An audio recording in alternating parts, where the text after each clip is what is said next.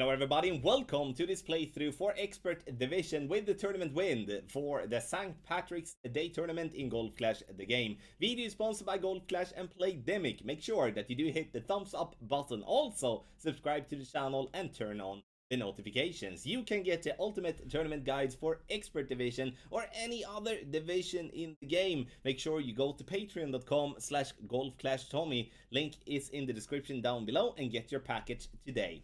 Follow the info box on the right hand side to follow through this playthrough with the club distance adjustment, the elevation adjustment, also what ball and club type I do suggest you to play with. Have in mind that these are only suggestions. You should and will most likely make your own tweaks and such, but once again have in mind that these are suggestions. You don't have to follow anything if you don't want to, but there is always a plan behind it. Let's go to hole number 1.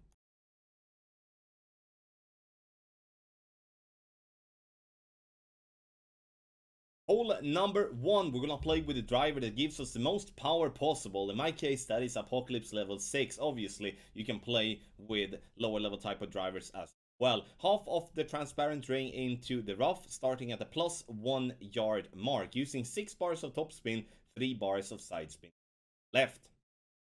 Adjustment here is gonna be maximum distance +10 is what we're looking for here. No curl, no overpower whatsoever. Now we are aiming to get this ball down to approximately 340 yards. Bouncing nicely on the fairway, we're nowhere near the rough on the left or right. A great ball here will be okay as well, just as I said. 346, and now we're gonna play this one without elevation for the second shot, and we're gonna play this one 65% slider, and that is with Grizzly level 9. A recommendation here to go with the top of the red ring by the edge of the rough, and then apply approximately half a bar to 0.8 bars of topspin, depending on your distance to pin, because you do want to have the ball guideline go through the hole just slightly due to the slight headwind we have for the approach. Adjustment is going to be made, and have in mind here now that if you do play with the Grizzly level 7 or level 8, then it would be in that case to play with the same numbers as Grizzly level 9. That is at least what has been making this drop. Bouncing nicely on the rough/rocks there, getting it slightly right of pins. It may be worth adding 0.1 there, but at the same time, you know, it's still dropping, so why bother tweaking if it's still dropping nicely? But again, it's more satisfying dropping it in. So, playing it 65% slider, no elevation, Grizzly is the club for you.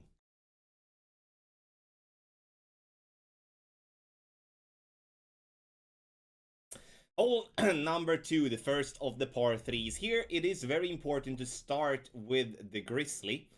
This, as we do want to make sure that we do start with the sniper as the first club. Now I had to change bag, and that just makes us lose seconds, because we're gonna play a no movement shot here.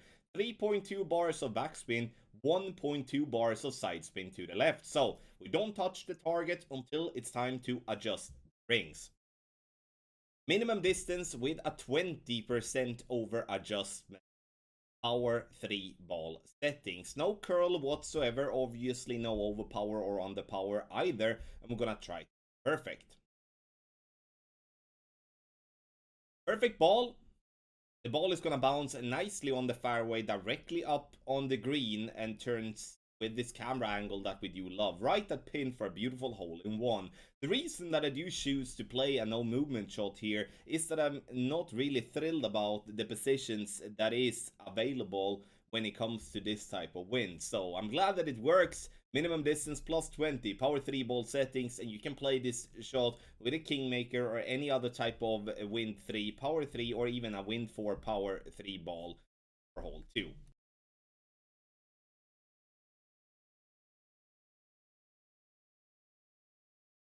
Hole number 3, I'm not gonna use a power 5 ball and blast it here. I'm gonna explain why once we have taken and talking through this drive. 6 bars of topspin. Now we're basically just aiming straight down the fairway here, not really focusing on the very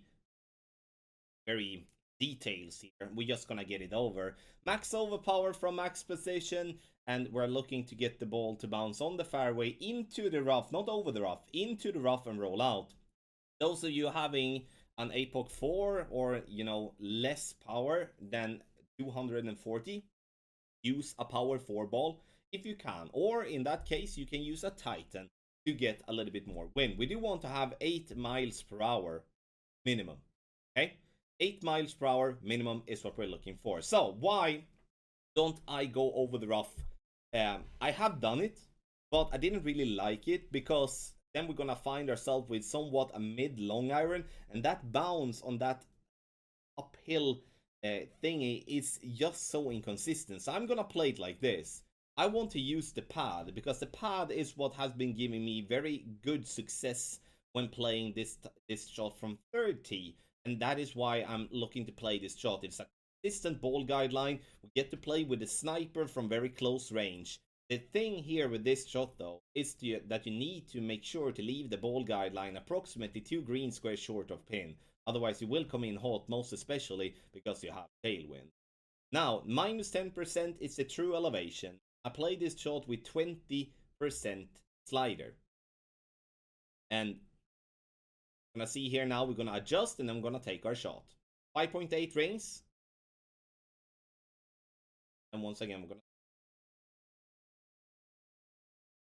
Perfect ball. And you will notice here that we bounce nicely on the fairway, but we earn the edge here on this shot. We just needed to go with less, so like 1 or 2 less decimals here. So this one would be playing more towards around 12 to 15% slider from the range that we were in there. And again though, this is the way that I have decided to play because I do believe this is having a higher drop, that this will have a higher drop rate than trying to blast a power 5 ball as far as possible and then have a very awkward long iron towards the pin.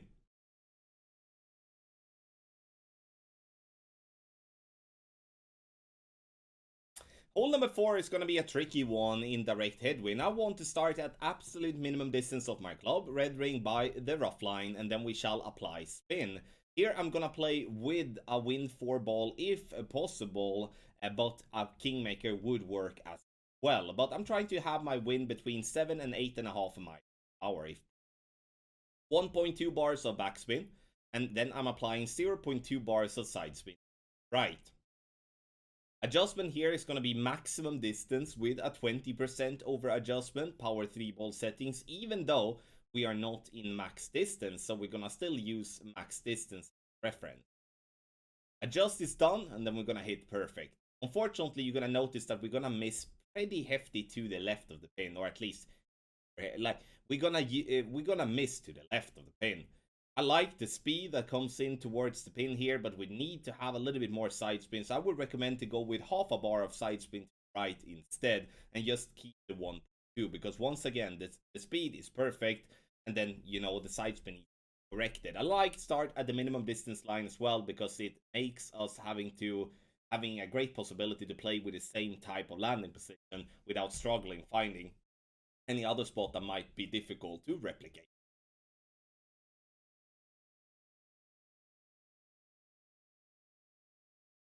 On hole number 5, it's going to be many different type of options here, but I'm going to play a no movement with a power 4 wind 2 ball, which is a firework. There is plenty of similar type of ball, like ball stats here, but this is what we're going to do. 6 bars of topspin, 1 bar of side spin to right, and then we shall, from a no movement position, apply max plus 10. And in this example here, I do push up to max. The thing that I would like to recommend here when it comes to playing with a 240-yard driver, APOC 5 and better, is to push up to plus 20. This is to not, you know, danger the first bounce by the water and still make it safe over. Those of you playing with APOC 4, then you push up to max every single time. So there is 2 ways that could happen when we bounce over the water here. One is to do what we did in the video, is to have a first bounce on the fairway, second bounce on the fairway, third bounce in the rough and roll out towards the green. Another way would be, and often is going to be common with a great left, is that you're going to bounce over the water into the rough directly and roll out hopefully gonna roll out at one thing that could be said here for those that feel uncomfortable with the 6 bars of topspin could increase and go 6.5 bar of topspin if you have that possibility. But I wanted to play with 6 bars of topspin to be able to replicate this type of shot with an APOC 4 and an APOC 5. And now being on the green, obviously it's going to be a simple putt. Even if you are in the sand or in the rough nearby the green, it's going to be a fairly simple hazard shot there as well. Hole number 5 needs to be a drop. It doesn't matter what way we play it, but this is an option and a suggestion from my end.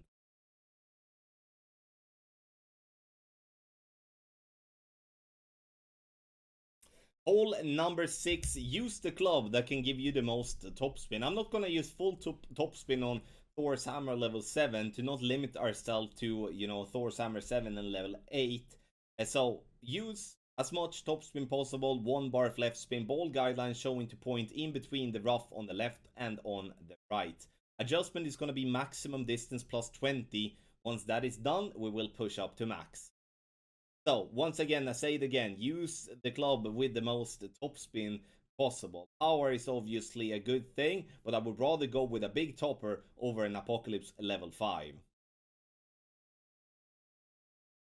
No overpower whatsoever here. We're just gonna try to hit perfect after pushing up to max, and that is because we do have all the topspin possible. Playing with a big topper, you may want to add a ring or two in overpower just to squeeze a couple of extra yards, because we do want to get above 440 yards, and that you will do every time if you do get that little glitch roll on the fairway. But the trick is to get there even though you get dead bounces like we did get there with a drive. So now I'm gonna play with a Grizzly, 3 left spin and 2.5 bar backspin here, leaving the ball guideline approximately 2 green squares short of pin, and trying to somewhat looking at the ball guideline as it curves left to right there towards the pin. Even though this is an uphill shot, because you're gonna see that when we go to take our shot, but it's still going to play with a lot of elevation, mainly because of the wind coming left to right, pushing very, very hard. I played this one 11.8 rings, and max plus 20, if I'm not mistaken, is going to be somewhere around 12.5 rings with the Grizzly. I do think this one should have been played around 90-95% slider of your club there, because the ball comes in with a good speed, but we are approximately 1 cup to the right of pin there, and this is a better chance than what it looks like in my opinion. And I do think that if we can just tweak it and add a little bit more extra in terms of adjustment there, we're gonna see nice drops here for 6.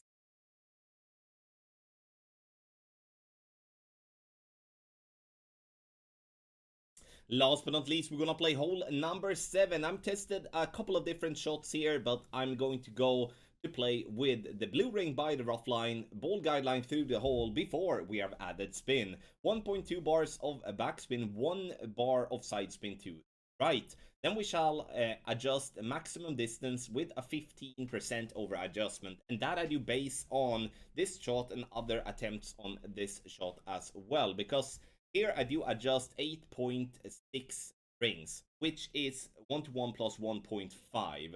And what we will notice here now is, like, even with a great left, it's still going to burn the left edge, which means that we are under adjusted, because a perfect should in that case miss to the right, in my opinion. So max plus 15 is 1-to-1 plus 1.2. That is what I would like us to play, and I do believe that's going to drop very nicely for us here on hole 7. Good chance in my opinion. Very simple landing position to find, but the trick is to find it before you're adding spin.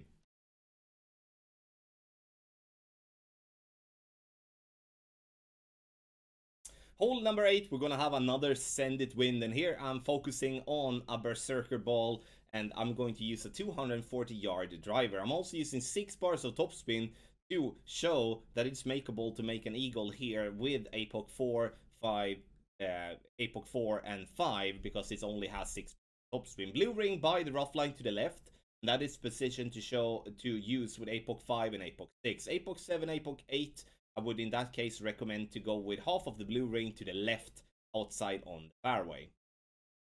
Adjust max plus 10, and then we shall apply max overpower after pushing up to max. I will in the end though go with no curl here. Just gonna be a straight overpowered shot. You can use a little bit of curl to the left if you are having a tendency to hit a lot of great right. And you can see here we bounce on the fairway, we roll out, sorry, bounce on the rough, roll out onto the fairway. It is what I was ultimately hoping for. No, it wasn't really. The thing that I was looking for there was to do a bounce on the fairway over the rough, bouncing on the second fairway, and then get the ball to green. But we need to have in mind that that's not going to happen every single time, because we can hit a bad great left, we can have a bad wind angle, we can have a wind strength that isn't that much. So with that being said, this is an example that is better to use, because now we're going to play with a wedge for the second shot. And the wedge, I would recommend to use left spin first and foremost. Use as much left spin possible, and then we shall apply topspin to the pin. I'm going to play this shot 57% slider with 20% over adjustment. And again, you know, I'm trying to estimate the club distance, and then by using the elevation 20% to help the ball here to get in the hole. Obviously, you decide what way you want to design your wedge play, but 57% slider, 20% elevation is what getting drop. And again, we do want to be on the green or by the green for a simple shot and taking the eagle. But in a worst case scenario, especially if you do have a little bit lower level clubs, then you will definitely find yourself with a nice chance with a wedge as well. So just to summarize again, you know, better clubs, then you have a better chance. I would strongly recommend that if you have a possibility to play more than 6 bars of topspin, do so, and that will be with Apox 6 and better. But you know, those not having 7 bars or better, then fine, I understand that as well. So a lot of stuff, a lot of talk here. I understand that it might be confusing to follow, but if you have a better club, use the stats of a better club. But the example here in the video is based on more a general apocalypse, that you can get that ball down towards the green area, then for a wedge to secure the eagle.